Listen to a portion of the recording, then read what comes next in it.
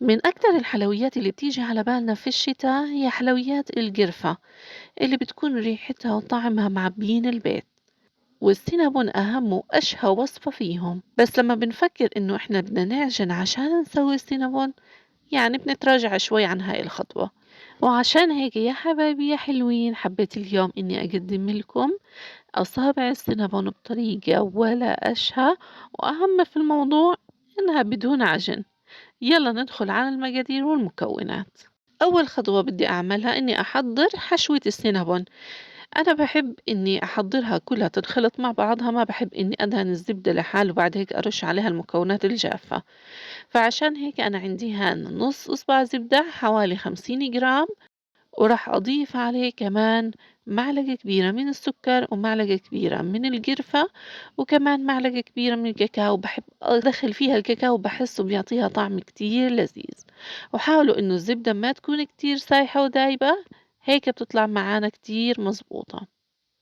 ومادام ما بدنا نعجن فأكيد بدنا نستخدم بديل تاني. أنا استخدمت أنا مربعات الباف بيستري، موجودة في كل المولات.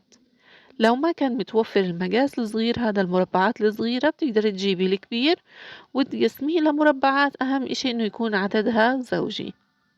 باخد كمية من الحشوة وبدهنها على كل المربع زي ما انتو شايفين. أنا عشان هيك ما بحب إني أسيح الزبدة وأدهنها لحال وبعد هيك أرش عليها المكونات الجافة، بحسها بتيجي على مناطق أكتر من مناطق تانية، لكن هذه الطريقة حسيتها هي الأنسب والأسهل. بعد هيك بجيب كمان قطعة مربعة من الباف بيستري وبحطها عليها، وببدأ أقطعها على شكل أصابع طولية، عشان هيك اسمها أصابع الباف بيستري. بعد ما قطعتها ببدأ أخد أول شريح. أنا هان الكاميرا ما كانت كتير مساعدة إنه يبين لكم كيف أنا لفيتها، لكن حاخد قطعة تانية وأورجيكم.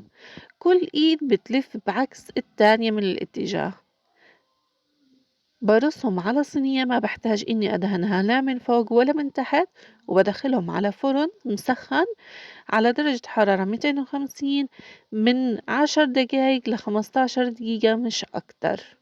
في هذا الوقت لازم أنشغل بحاجة تانية، يعني أقعد أسكت أبدا.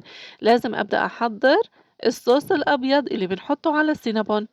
عندي هنا مقادير متساوية من السكر والحليب البودرة ونص المقدار من المية السخنة، وأكيد بدي أضيف لها حوالي 3 أرباع مكعبات من الجبنة الكريمية وكمان رشة من الفانيليا، وأخلطهم كتير منيح. بعد ما خلطهم ضفت لهم حوالي معلقة كبيرة من الزبدة، وبرجع بخلطهم لحد ما أوصل لهذا القوام. هذا القوام وهو لسه ما دخلش التلاجة، كل ما تبرد بتشد أكتر وبتتماسك.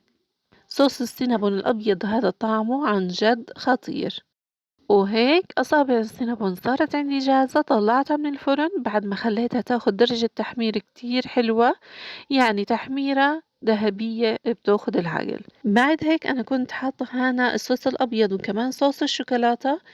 شوكولاتة عادي قابلة للدهن، كنت حاطاهم في أكياس الحلواني، لكن لو ما كانت متوفرة عندك أكيد بتقدري بالمعلقة أو بالشوكة إنك تزيني. زينت عندي أصابع السينابون بهذا الشكل. طعمها وريحتها عن جد ولا أشهى. أنا متأكدة إنك لو جربتيها رح تعجبك. ضروري ضروري إنكم تجربوها يا جماعة، عن جد ريحتها وطعمها بيشهوا. رح تاخدي نفس نتيجة السينابون العادية، لكن بدون تعب بدون غلبة ولا عجين. أنا هيك بكون وصلت معاكم لنهاية فيديو اليوم. بتمنى منكم لايكات كتير واشتراكات أكتر. إلكم مني أحلى تحية من قناتي أحلى الوصفات. صحة وعافية.